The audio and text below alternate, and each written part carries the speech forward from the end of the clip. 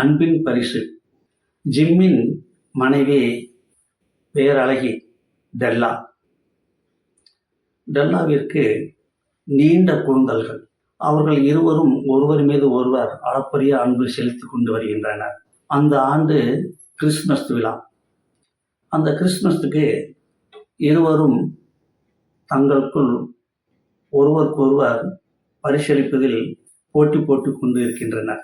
Gym தனது மனைவியின் நீண்ட கூந்தல்களுக்கு கூந்தலை வாரிக்கொள்ள மிக அழகான ஒரு சிறந்த சீப்பை பரிசீலிக்க முடிவெடுக்கிறார். அதே போன்று ஜிம்மின் மனைவி டெல்லா ஜிம்மின் கைகளில் கட்டப்பட்டிருக்கிற கை கடிகாரத்திற்கு ஒரு அழகான சங்கிலி, அதாவது கை கடிகாரத்திற்கான செயின் சங்கிலி பரிசீலிக்க முடிவெடுக்கிறார்.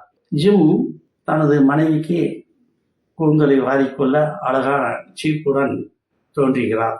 அவரது மனைவியோ தனது நீண்ட கூந்தலை விற்றுவிட்டு அதற்கு கிடைத்த பணத்திலே தனது கணவனின் கை கடிகாரத்திற்கு சங்கிலி வாங்கி கொண்டு வந்திருக்கிறார்.